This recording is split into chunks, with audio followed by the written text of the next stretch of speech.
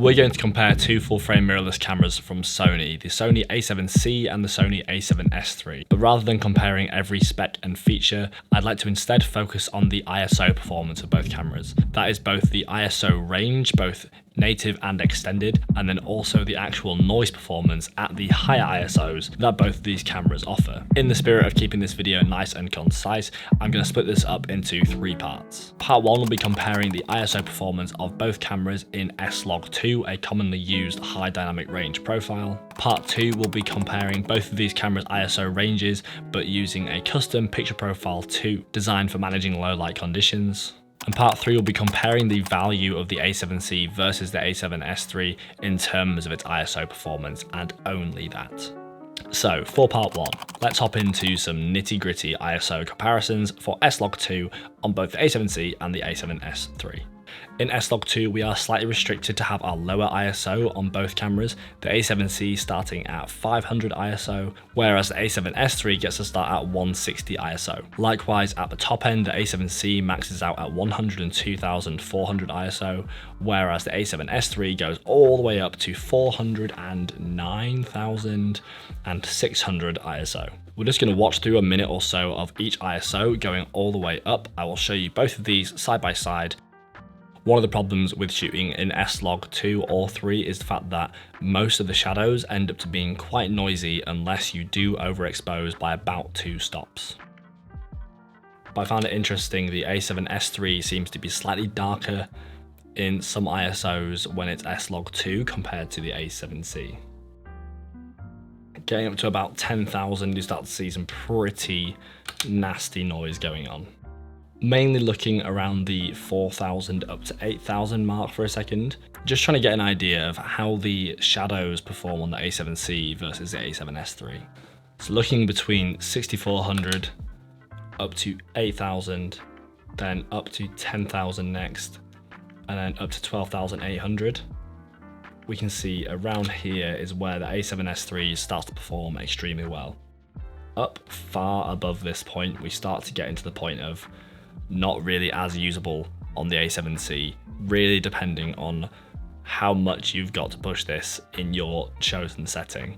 Because if you were shooting on a drama right now, obviously you just would not be doing this sort of thing.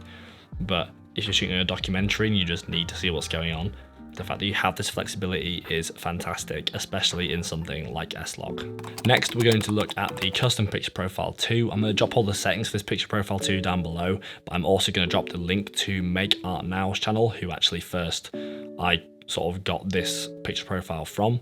And since then, I've always used it on completely dark scenes. So say if you're outside and you're shooting people, it's a very good picture profile if you just want to expose for skin tones and midtones so that you can actually get your subject nicely exposed with as minimal noise as possible.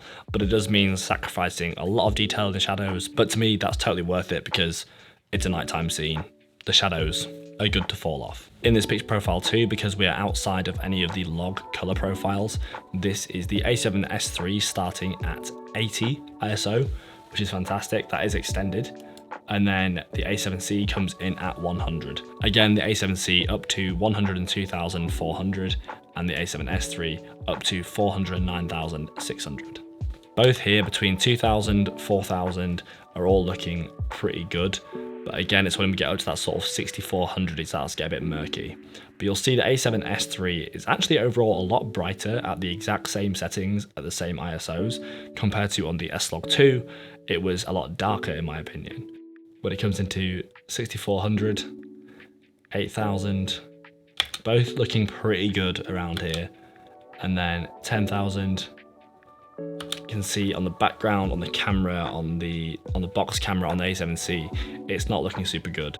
Once the A7C gets into its extended range of about 64,000, everything starts to fall apart, and obviously we're not correcting for exposure here, we're just sort of letting the ISO do what it does and just boost sensitivity to light. But the A7C at this point at about 80,000 and then 102,400, considering using extended ISO should never really be in your toolkit, more looking at the native ISO and just thinking how much you might ever need it. It's nice to have the flexibility, but having the extended ISO is not going to change the way you shoot. It's not going to replace lighting outdoors or anything like that. Now, how does the A7C compare as a value proposition compared to the A7S III if you're looking at buying it in 2021 in terms of its ISO performance? Personally, I think that the noise performance you get out of the A7C up to about 20,000 is definitely usable for a lot of different use cases. Judge for yourself when you see the magnified versions of this footage on this video, but up to 20,000, I think in the shadows, if you're using something like this picture profile 2 to sort of compensate, then I think anything up to 16,000 is usable, and 20,000 being the absolute limit, but 20,000 is the tad bit too noisy for my personal preference. The A7C does get a little bit further ahead, but it's probably still the absolute cutoff will be like 25,000. I think past that point, the amount of noise reduction you're going to have to do to be able to bring down those shadows is kind of do not go near that. But you can still hang out on both of these cameras between 8,000, 10,000, 12,800 at a very comfortable level. And the A7S III does clean up a little bit at 12,800. So it's good to know that you have a bit more flexibility. I'm going to be doing a few more comparisons between the A7C and the A7S III in terms of specific features, just so that it's less of like a wasting your time watching an entire video trying to find the one question you have, and it's more a case-by-case basis. On top of the videos on these cameras, I'm going to be doing some other more general tech videos on a few bigger products and objects very, very soon, including electric cars, just because that's another interest I have. So if you're interested in seeing any of that and have any questions about EV charging, sort of what's it like to have an electric car, drop those in the comments below, and I hope you enjoy them when they come out. That's it from me, and I'll see you in the next one.